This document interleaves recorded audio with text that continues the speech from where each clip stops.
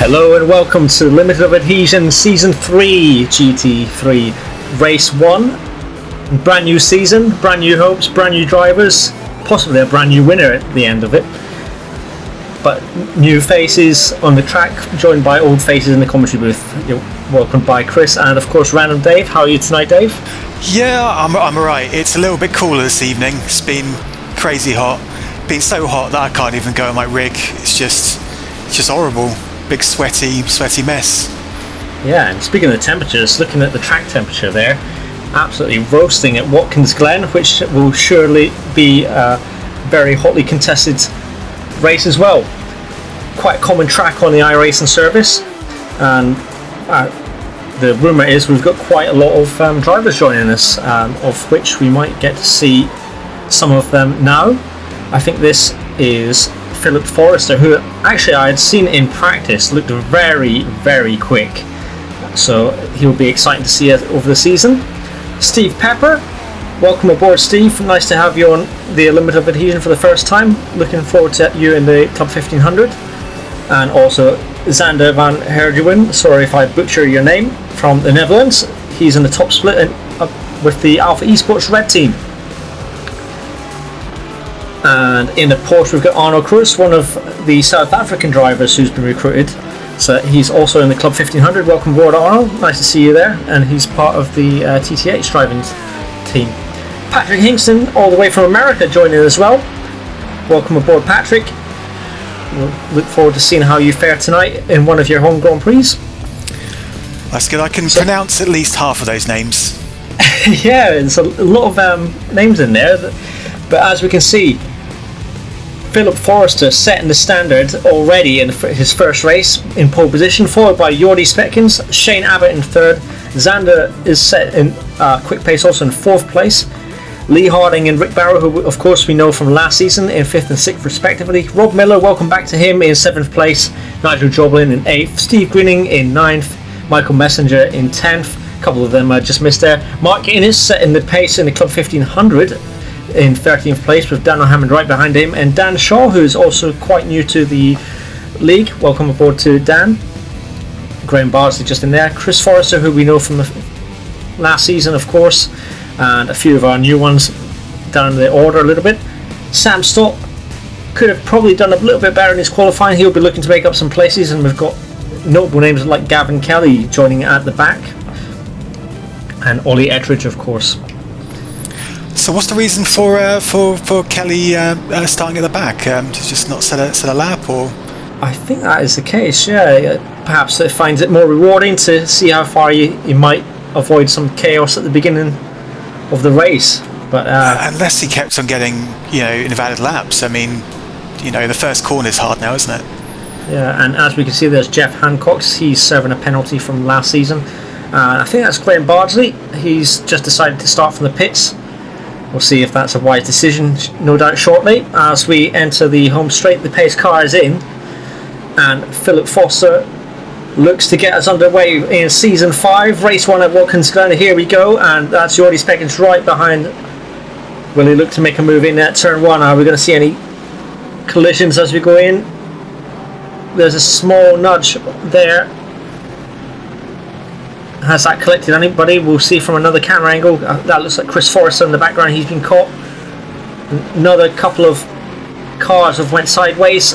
We might have to get a replay of that. So it looks like possibly it might have been Xander, one of the new drivers who got caught up in that. He's went flying down the order. But the first two have managed to pull away. So that's Philip Forrester and Jordi Speckens there making some headway. So I think some of the big news for this season is that everyone's only allowed one car. Yeah, controversial, but quite challenging, I guess. And there are a lot of Mercs, because the Merc's new.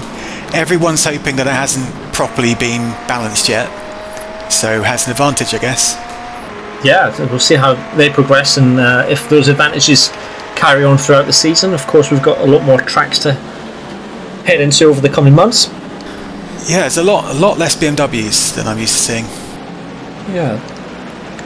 So what we can see from the orders, 4 people didn't make the start, so that was we can see them there. But fairly clean start, apart from the couple of cars that got caught up in that first corner incident, and fairly close still around the first lap. Shane Abbott, welcome back to him.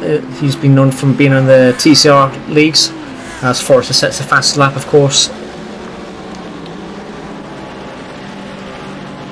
And who's that entering the pits? Someone who's probably picked up some damage there on the lap 1 shenanigans. Might have been Dan Shaw, I think, there, judging by the timing. So who won this race last time out? I think that was Harding, wasn't it? Yeah, I think it was. Because I think it was one of the first races of the season last season as well, wasn't it? So where is he now? He's fourth. He's about fourth, isn't he? He's in the Merc and not the Lambo. Yeah. Bit of a gap to Rob Miller. But see how that progresses as the race goes on. Steve Reading's a little bit down the order. Perhaps something's happened to him.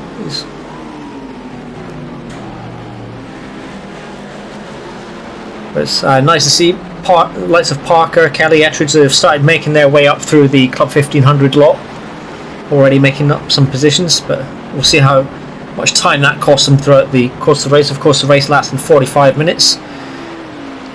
Pretty much a mandatory pit stop unless you're very, very good at fuel saving, but it probably would cost you in lap time. I think that's Sam Stock making a move on what looked like Gareth Winslade, and that's nice to see Gareth back in the GT3 league after quite a bit of a break last season. Yeah, I'm still getting used to all the the paint jobs on the cars. I'm not sure if I recognise a lot of them. I mean, and I'm used to seeing Gareth in a Ford. Actually, is he what's he in now? Is that? Looks like a Lamborghini, I think. Yeah, so he's joined part of the Wizards of Lift and Coast. Quite a few Wizards in this field tonight. Oh, and someone's off at the penultimate corner there. And speaking of the Sleepy Time Racing guys, there's 2 Sleepy Time Racing teams. Of course, there's a faction in the top split, but we've now also got a faction in the Club 1500, which includes last season's champion Mark Innis. They look to be competitive in both splits, I would expect, this season.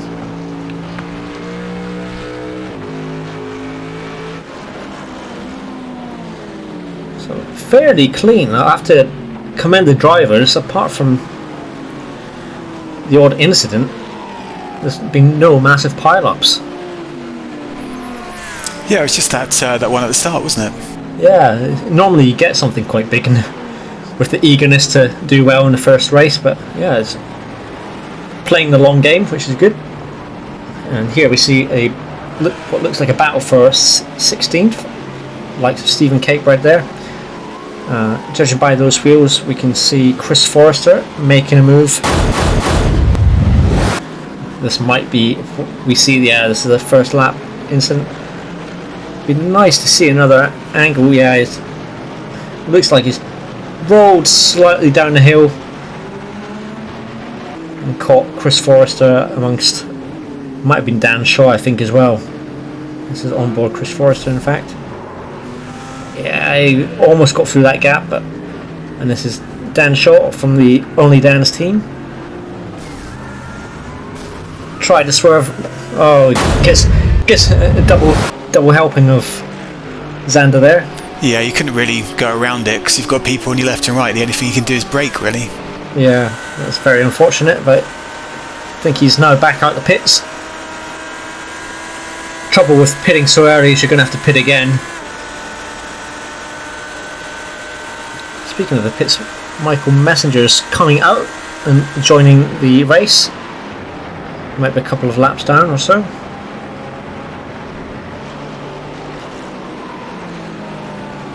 So the top 3 are a little bit ahead of the chasing pack. As we see this battle here. That's Mark Innis up ahead there. Yeah, I think Harding's been quite busy defending against his teammate, hasn't he? Yeah, So gone right at it from the beginning. Couple of absentees from tonight. I don't see David Line on the grid, and of course I don't. Do you know if he's going to be driving his famous McLaren, or is he changing manufacturer this time round? So I think he's in Austria, watching the F1 there. And as far as his car, I think he's switched to the A team. Well, I mean, he's kind of assumed the A team, which is in F3, with Rob Miller, who's now in 6th. Oh, right. I think they're both driving a BMW. All right, it's interesting stuff. So, hopefully to see him back at Spa. And we've seen there Chris White was carrying a little bit of damage. Yeah, we see him there. He's got a bit of, obviously in some kind of incident, and that's looks like Gareth Winslade was going slow down the home straight. Perhaps he had a spin. So, nice big battle here in the Club 1500, which looks like it goes all the way up to Janneman Pruis. So, a battle for third involving about 5 or 6 cars in this split. Very competitive. This is Chris White looking to make a move on the inside of what looks like Du Gerber. Nice to see Du back for the season. I think if you've got the inside line there, it should easily be getting the overtake done. Unless you go well to the right of that curb, you'll lose so much time. Yeah, correct.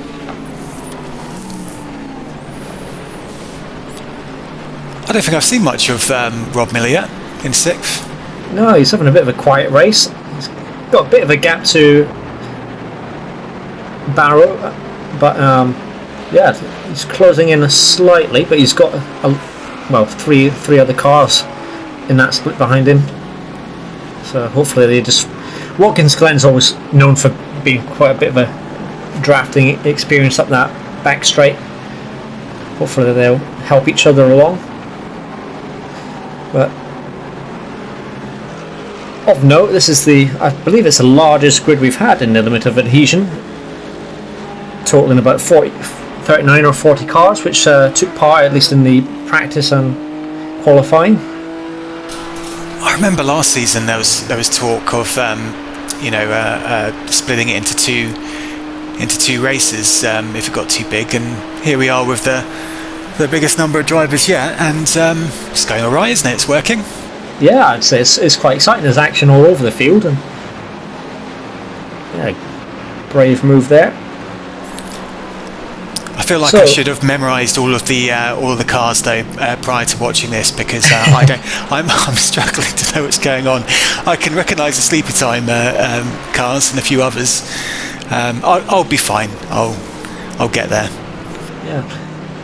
This looks like Sam Stott making a move on Mark Innis. Of course, they're in separate splits, but Mark does the wise thing and gets out of the way, runs his own race.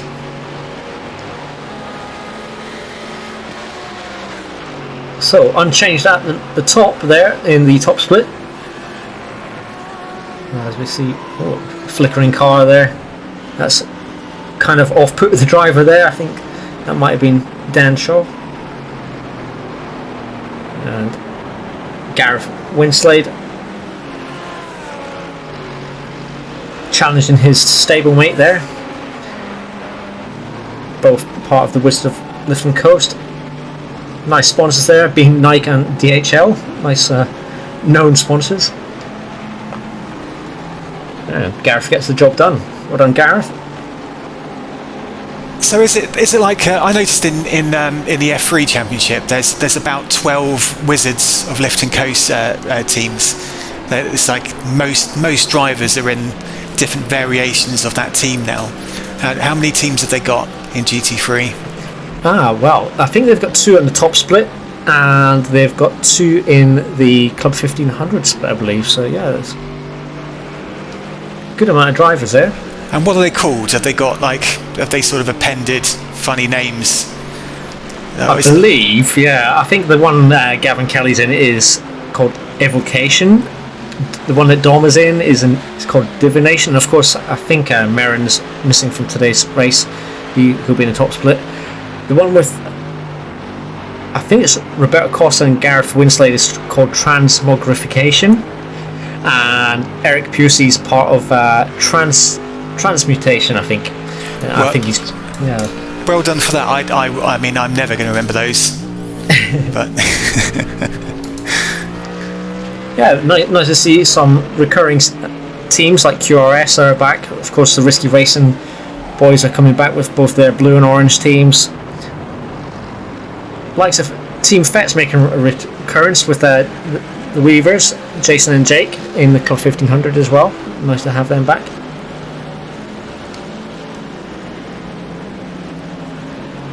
So your top 10 in the top split at the moment is Forrester, followed by Speckins, Abbott, Harding, Barrow, Rob Miller, and then Nigel Joblinks, and then Stephen Greening, and then finally Rhys Crichton, who is rounding out the top 10 there. Hammond, Cakebread, Pruis, White, Pusey, Costa, Pepper, Gerber, Shaw and Weaver round out the top 10 in the Club 1500, as we see the Club 1500 leader that was, in fact, Mark Innis, slamming into the wall. Yeah, he's going to have damage now. Yeah, I think we did see him enter the pit lane not too long ago, so that might be to pick up his fast repair. This is Don Parker, just getting a little bit oversteery, collecting that. Looks like Jake Weaver he's collected there in the Porsche. Indeed it is. Not much he could do about that. Unlucky Jake. Some more battling here with the chasing pack of the 1500. This is for the leaders. But 4 or 5 cars all running for the lead at the moment because of that pit stop for Mark. So it's very close at the top, even in the Club 1500 split. There's a lot of Mercs in there, isn't there? And with a BMW in there as well. But yeah, it looks very popular. I tried it and I didn't get on with it. It sounded too subdued to me. Just wanted it to, just to wake up and be a bit more angry sounding. Yeah. We just seen I think that was Ollie Ettridge making a move on Stephen Capert, and Ollie looks like he's got a brand new livery on there, so that looks pretty smart.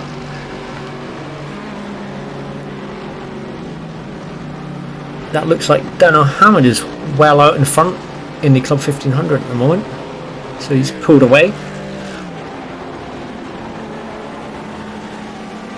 And we see someone there in the barrier. I wonder who that is. Is that Steve Pepper possibly? Yeah, I think it is. You might have to take a trip to the pits to get repaired after that. He was doing really well up until that point.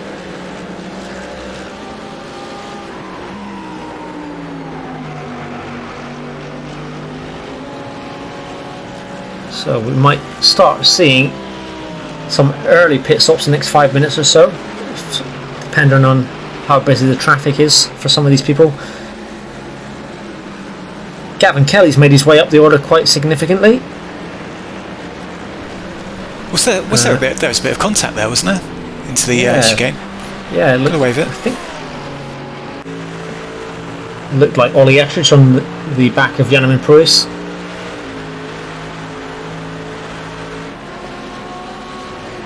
I mean, no one's massively running away with it here. There is a gap from Abbott to Harding. That looks like Dan Shaw, and it's that Jeff Hancock's, I think, colliding there at the bus stop. Yeah, but as you say, it's fairly steady, the gaps. No one's running away with the lead. I think Miller's looks like he's starting to gain on the sleepy time guys ahead. Yeah, well spotted. Yeah, he's caught up by half a second. Yeah, look at that 45.2, which is similar to what the top few players are doing, drivers are doing.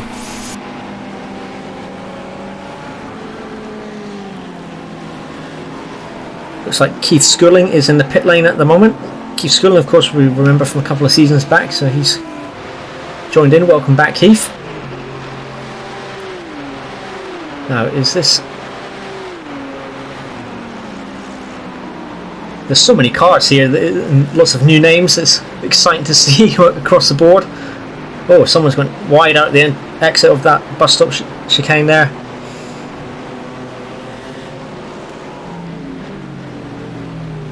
And you see on the leaderboard, Ollie Etridge made up 25 positions from the start. That's incredible. Gavin Kelly made up 18. As we hear a bit of crunching in the background. Speaking of Ollie Etridge, he's now chasing down Sam Stott. Look who it is. And Greening as well. Yeah. So this is going to be interesting. If something happened to Rob there, that he looked like he just went a little bit deep, didn't he? Yeah. It's one of the corners that let Greening past. His pace looked really good up to that point, so probably just a little mistake. Yeah, I wonder if it was a mistake or perhaps got a slowdown. I'm not too sure, but maybe. Yeah. Nice looking A-team livery on the BMW. It's got bullet holes in his sun strip there. So this is Ollie Etridge and Sam Stott. Both made up quite significant positions since the start.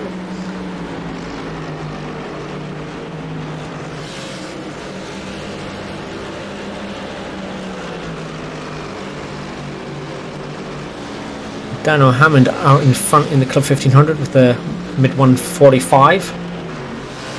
Gavin Kelly just setting his fastest lap of 146, but of course I think he can do better than that. It's just the fact that he's getting a little bit caught up in the 1500 traffic.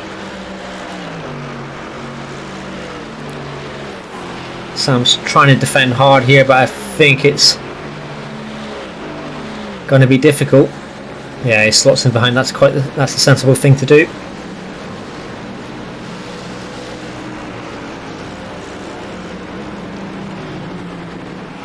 And we see Roberto Costa there trying to chase down Chris White.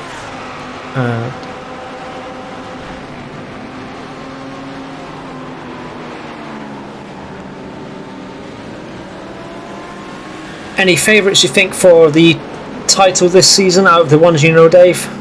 I mean, I would have said, Harding, I guess. One of the sleepy time guys, but obviously we've got a few people ahead of them here, so I don't know. Yeah, I mean, I'm going to still go with Harding, even though he's running fourth with a bit of a gap at the moment, and just maybe just assume that it's not his favourite track, or maybe he's still getting used to the Merc or something. Yeah, that's quite possible, as we see a replay of Dan Shaw, and I think that was one of the South Africans, Jeff Hancock's. I think that might have been a little bit of internet issues there that caused that.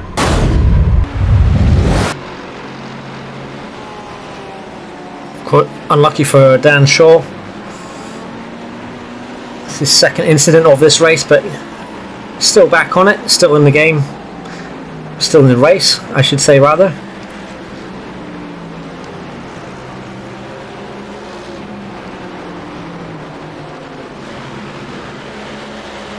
And funny enough, I was just going to start talking about this little split here where we've got Stephen Cakebrad, Janeman Pruis. Looks like a good battle going on there, and it looks like Eric Pusey, of course, he's from Belgium, joining us in this race. Chris White is in here, and Gavin Kelly as well, just lurking in the background. I think he might just be taking it easy, not trying to interfere in their race. So onto the top split here, it looks like Rick Barrow under pressure from Steve Greening.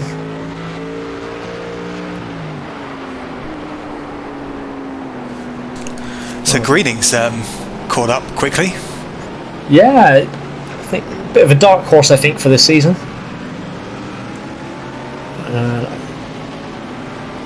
Trying to see who that is, actually. I think that was Sean Clark just getting it round. Sean's quite new to our league, but he's been in Dom Silly season from what I remember. But nice to see him in the GT League, getting caught by someone else, unfortunately. So it might be a a bit of rear end damage. So I can only assume that Rick has had an off or something somewhere, because he was right on Harding's tail, right? And now he's 5 seconds behind. And I thought for a minute Greening had just, caught up by a second a lap to catch up. But I suspect that Rick's made a little mistake or something. Yeah, I mean, of course, that bus stop, if you go a little bit too wide, it does give you quite a bit of a slowdown. It's about 1 to 1.5 seconds on average. Here we see what looks like Janneman Pruis looking to make a move on Stephen Cakebrad, but Stephen Cakebrad holds it around the outside into the chicane.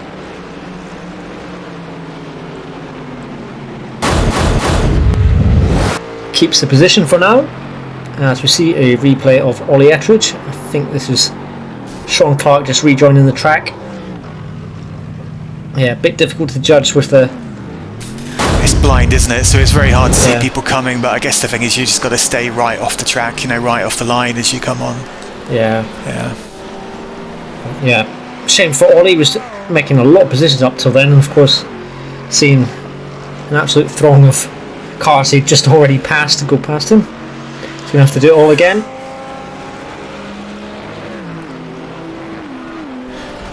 Forrest is pulling away a little bit at the front there, just into 44s. Yeah, and Shane Abbott's dropped off a little bit and falling into the clutches of Lee Harding. If he can pick the pace up a little bit. Now, is Rick going to do the sensible thing and tuck in behind, or is he going to fight for it? He's going to try to fight around the outside, but I think Steve might have the upper hand here. I guess it might depend on how much wing they got, really. Yeah, I think he should have it there. Whoa, maybe not. Side by side. Oh, what a move. Well done to both of them for keeping it clean through there. But a good defence, yeah. Yeah, great defence there from Rick. And that might compromise Steve coming down here. Yeah, it's now Joblin Reese, of course. Oh, as we see, I think that's Jake Weaver around, keeping out the way. This is allowing Rob Miller to catch up. Yeah, he'll be loving this. He'll be saying, "Keep on battling, guys." I'll be more than happy to join in.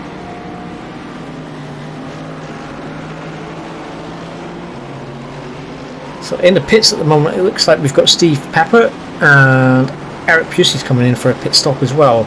So I think Eric Pusey's made a scheduled pit stop. Wonder if any of the Club 1500 lot will join in and react to that. So that was, by the looks of it, Jordy Specking's going in for his pit stop. So he's blinked first in the pit stop race.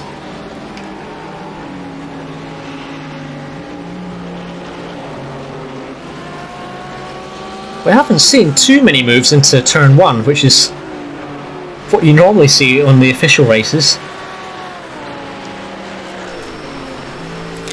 Yeah, I've never had too much luck overtaking in there. It's mainly always been into the bus stop. Yeah. Again, Greening opting to back out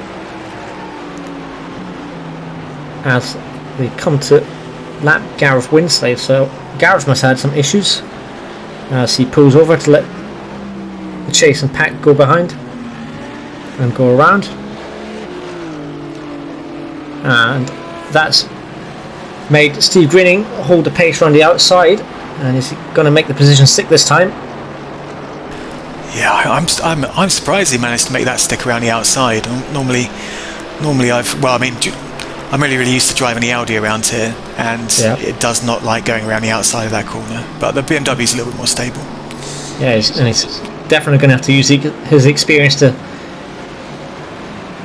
keep Rick out of the inside line there.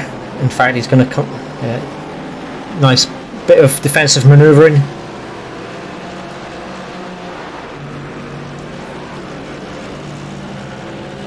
As we see some of the leaders take their pit stops. That's Forrester and Abbott. Abbott reacting to Forrester coming in, so that relinquishes the lead to Lee Harding for the time being.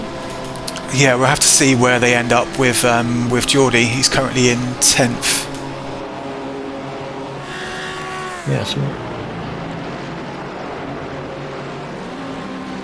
So we might see. Yeah, I think this is Stephen Cakebride. He looks like he's setting himself up to come into the pits. But Dan O'Hammond, of course, has already taken his pit stop. Mark Innis. Speaking of Mark Innis, he's got caught in a collision there, but he might have another pit stop to take.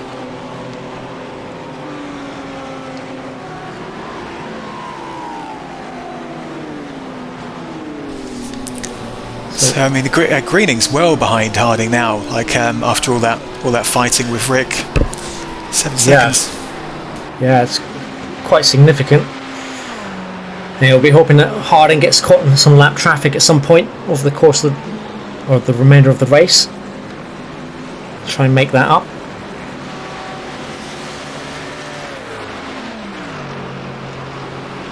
As we see Dan O'Hammond trying to catch up with Mark Innis. And that looks like Mitch Day, his teammate, flashing his lights, he lets him past. And that is a Sleepy Time Ford we've just seen. So the Ford is represented this season once again. I really didn't think we were going to see any Fords, considering you can only choose one car. I've been suggesting actually that we change the rules so it's strictly one car or the Ford, but nobody seems to. Well, I think Don Parker said no. Rules are rules, I guess. But so Rob Miller just getting past Roberto Costa. It's going to be interesting to see how these pit stops shake out.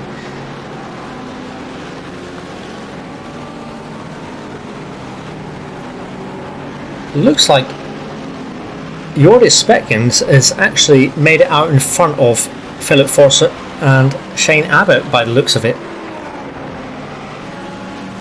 So that is going to be interesting. The undercut seems to have worked for him there, as we see a battle for the effective lead in Club 1500.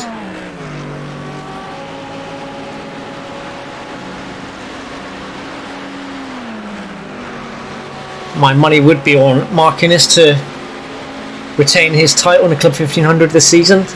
Very impressive performances. I thought he was going to go up to top split. Yeah, it looks like he thought, I'm going to defend it. So good on him. But I'm sure he will no doubt have some challenges, and Dano will certainly be one of them. As that looks like White and Scott going side by side. Something must have happened to Sam, because I thought he was well ahead of White, unless White hasn't taken a pit stop. No, I think he has taken a pit stop, so something must have happened to stop. Greening's into the 44s now. Shame, it looks like he's got kind of top running pace, but yeah, you know, he's probably after the pits he's probably going to be 7, 8, maybe even 10 seconds down on the lead because of the battling. Yeah. And that's Reece Crichton making a move and dodging what looked like, I think that was Keith Scudlin coming off the track there. But well done to Reece grabbing that position. He now has to fight his way up to his teammate.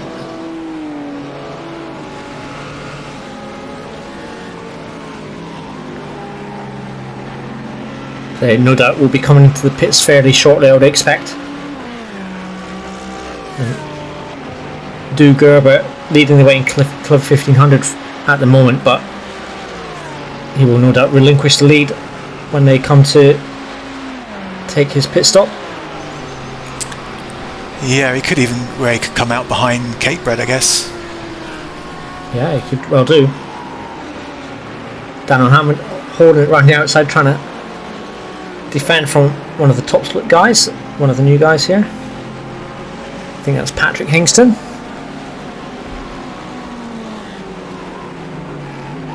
Patrick's got a little bit of work to do to catch up to Rob Miller and the likes of Rick Barrow.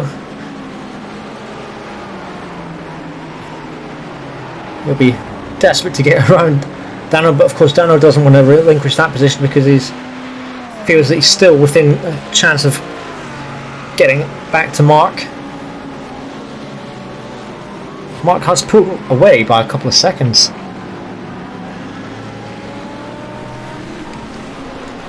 There's been quite a lot of variation in pit strategy, really. There's people still haven't, several people still haven't pitted. Yeah, so from what it looks like, at least the effective lead is going to Geordie Speckins, who pitted very early. As we see Chris White, I think that's down at the boot, so not sure how he ended up in the barrier there. We'll no doubt see at some point.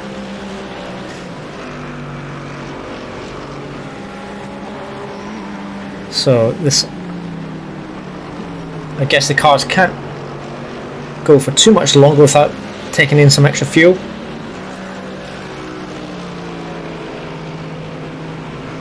As Stephen Cakebread gives up position to Xander in 12th in the top split. That was another driver who was thinking about going to top split, is Stephen Cakebread, but nice to see him. He's always competitive in the Club 1500, so he's in with the shout of winning this season, I would expect. Yeah, isn't his iRating up to sort of 2,000 or so at the moment? So, yeah. But you don't have to be under 1,500 to be in 1,500. So yeah. So that's the remainder of the cars coming in for their scheduled pit stop, with about 10 minutes remaining or so. It'll be interesting to see where they come out. Or will anyone be able to jump and take a position in the pits? Does look like Geordie Speckins has just crossed the line.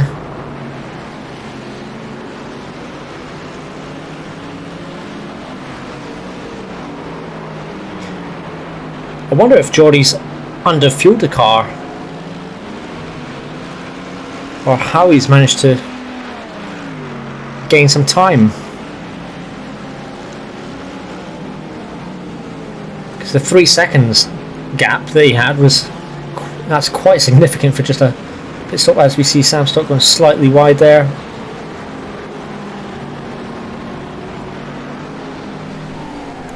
I was about to say that the numbers went a bit wrong there for a minute. It showed Greening as 28 seconds behind fourth, which wasn't right. Yeah, a little bit timing issues there.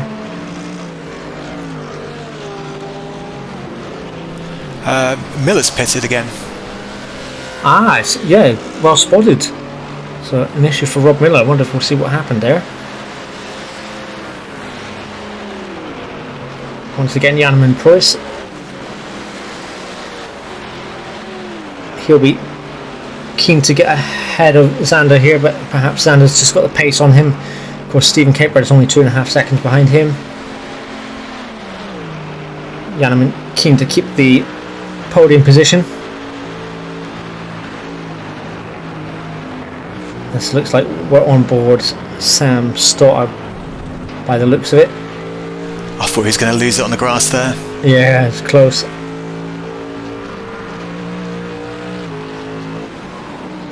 Yeah, Sam's driving the Merc this time round. Yeah, he really likes it, doesn't he? Yeah. He's basically had the Audi, hasn't he? Really, pretty much. Yeah, he has. Yeah. We see a replay. It looks like Dan Shaw and Chris White. Chris getting a little bit of a nudge from Dan there, I think.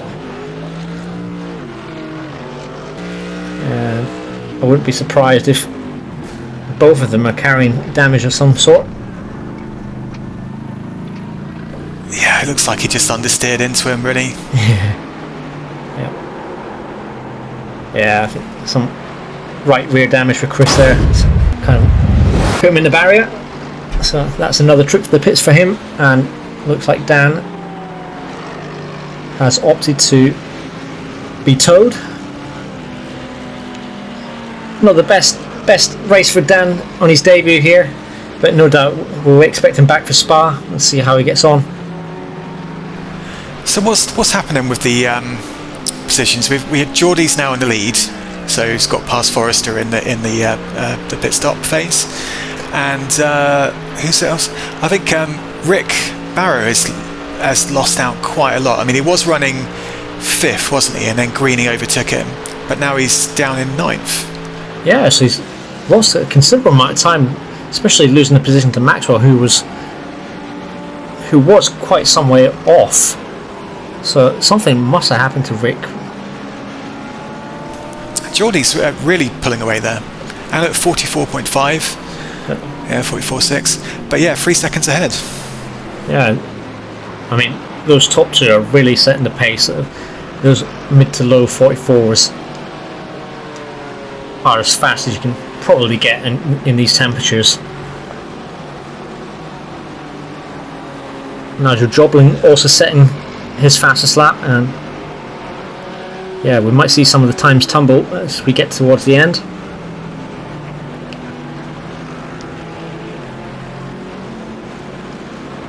Be interesting to see if anyone can reach the dead low 44s.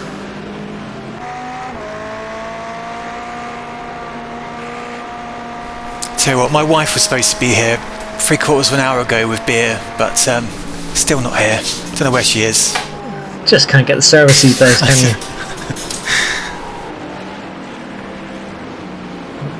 So back with Chris White. He's sitting in 13th in class, I believe. Back out of the pits. He'll be, I think he's going to try and chase down what looks like Jason Weaver. Yeah, as we see Jason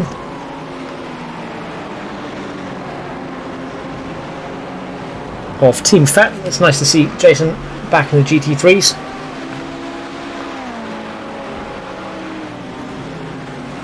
Of course, Jason leads one of the other leagues in the ovals. He's quite a competitive driver there as well, I must say.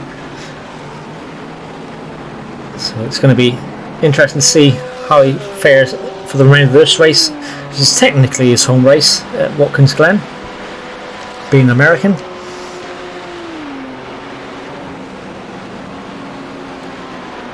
Mitchell Day's in the pit, so he must have had an issue.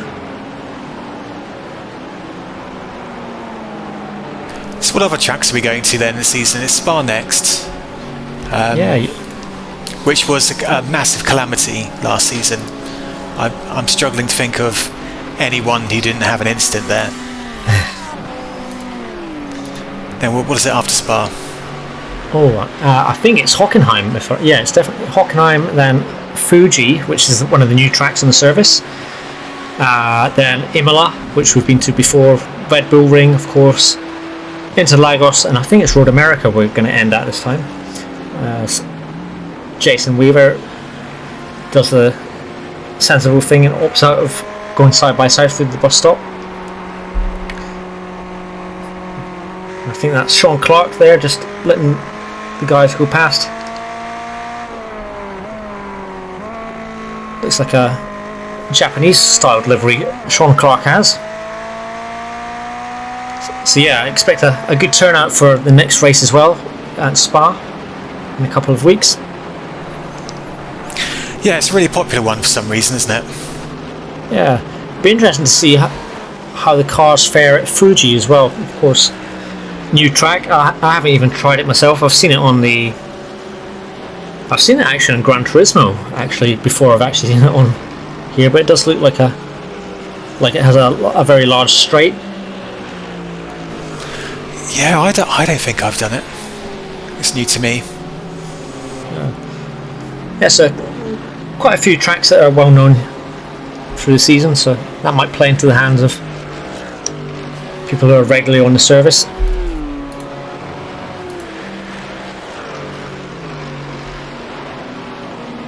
So the gap between Speckens and Forrester has come down by about a second since the pit stops, and Mark Innis has pulled away from Daniel Hammond. He's got quite a bit of a gap, 6.5 seconds or so. In fact, that lap time by Hammond is something must have happened. I see Xander Van Herwieren slide at turn 1, but his teammate Jordy Speckens leading the way. Forrester's really closing the gap here though. Yeah, he's really piling on the pressure. I know at this kind of stage you do tend to, start to manage your pace a little bit, but he's got to pick up the pace here. He's lost a second in the last lap. I wonder if Forrester has been saving the tyres a little bit and got a little bit left to do it, or perhaps with the like I said before, I'm wondering if Geordie under-fueled the car and is now having to fuel save a little bit. If we ever get it on board, we'll be able to tell how he goes into the corners. As we see a replay of Mark Innis. Oh, sliding. He's kept it in one piece, but is he going to relinquish the position to Dano? Is he? Yeah, if he is indeed. He just didn't hit that first apex right. You've got to hit it bang on, otherwise, it just throws your car off. Yeah, it's still in one piece, but he'll be disappointed in himself. But he's under a second gap, so he'll still challenge for that. We've got a couple of minutes left, so about 2 laps or so. And that's Stephen Catebread there. Stephen Catebread sitting in 4th. He's got some way to Yanneman, so he has lost a bit of time. Still in the top split, we've got Shane Abbott. Seems to have lost pace to Philip Forrester. Also, Lee Harding's quite a way off, but Steve Greening is not too far behind him. The gap has stabilised a bit between Geordie and Forrester, but it's coming down to a second. Yeah. Mark Innes trying to put the pressure on Dano by flashing his lights. He's going to have one more lap to get the job done before we take the checkered flag here.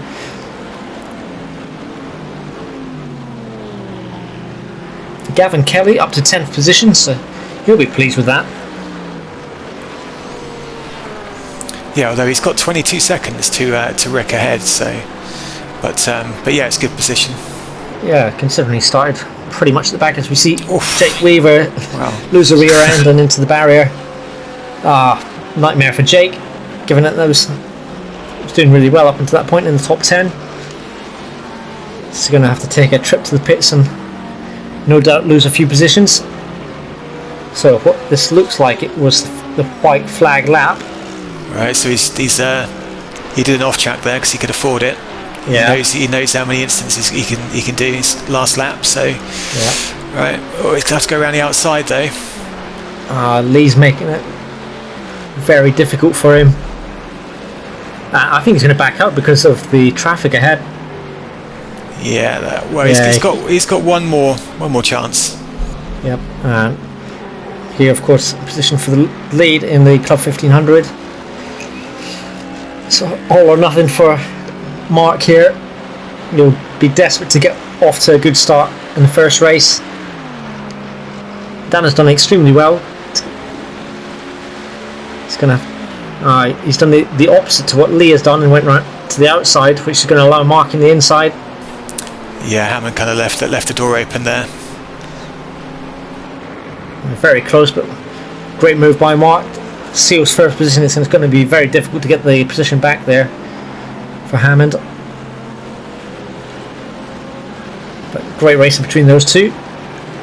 As he looks set to get the checkered flag, and indeed it's Geordie Speckens takes the win here at Watkins Glen. Congratulations, Geordie. Philip Forrester right behind him, under a second. It was about 8/10. Great performance from him. He'll be kicking himself a little bit. He's very unlucky. Shane Abbott rolls down in 3rd, followed by Lee Harding in 4th, and Steve Greening just missed out in 5th position. Great effort from those two in that last lap there as well. Rhys Crichton comes in 6th and Nigel Joblin in 7th, and Maxwell takes 8th position. Rick Barrow, a little bit disappointing from him in 9th position. He'll be looking at doing better going forward, as we see Mark Innis take the final corner and indeed the checkered flag in Club 1500. Congratulations to Mark on the first win of the season, and of course to Daniel Hammett for taking 2nd position. Unlucky for him, he almost had it, the win, perhaps next time at Spa. And here we go, it's Janneman Pruis taking the last place on the podium. Well done, Janneman, great start from him. As we see Stephen Cakered, the other South African entrant. So unfortunate race for Rob Miller though. I noticed him pitting for a second time earlier on, and I haven't seen him since. Yeah, it'd be interesting to see what happened to him. He was doing well up until that point, and I think he was just lurking at the back of that group, just hoping something that would happen to him, as we see the last few come through and take the checkered flag. So Geordie Specken's taking the win in the first race of season 5. What did you make of his performance, and indeed a couple of the new guys here, Dave? Well, I mean, it's interesting because last season pretty much you had sleepy time guys just winning every single one, and now the top sleepy time guys 4th. So is that the way it's going to be? Yeah. And as we see, Geordie Speckens leads away, followed by Philip Forrester, Shane Abbott, Lee Harding, Stephen Greening, Rhys Crichton, Nigel Joblin, Stephen Maxwell, Rick Barrow and Gavin Kelly round out the top 10, followed by Xander Van, Sam Stott, Patrick Hingston, Jeff Hancock's taking 14th, Oliver Ettridge down in 15th, takes the final points paying position, followed by Don Parker, Michael Messenger and Rob Miller.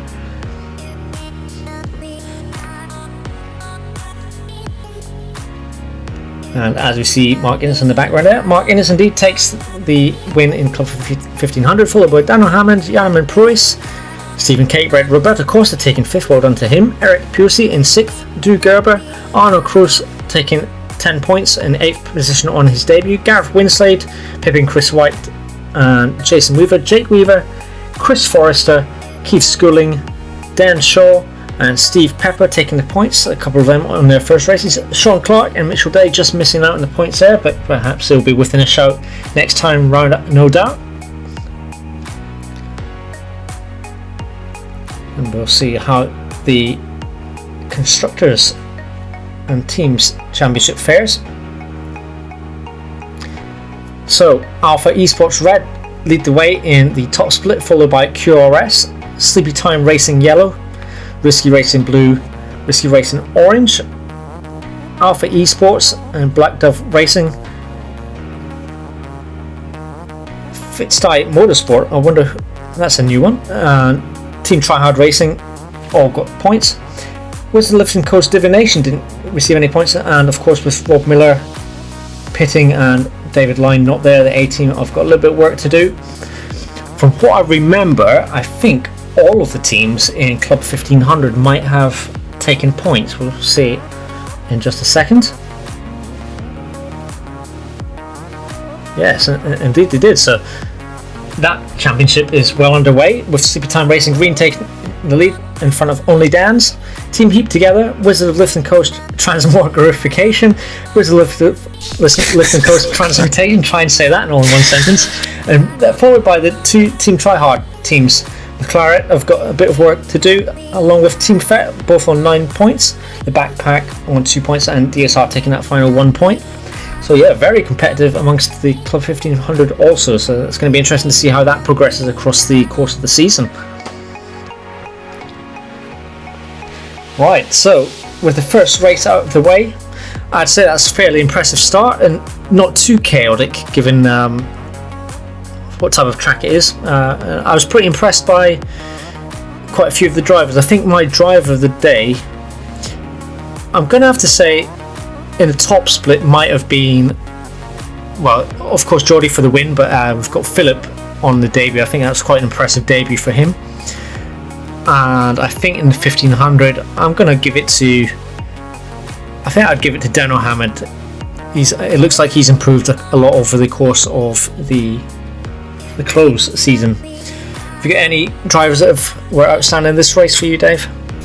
I guess it was the top two, really. They seem to sort of have a little bit of an edge on everybody else, really.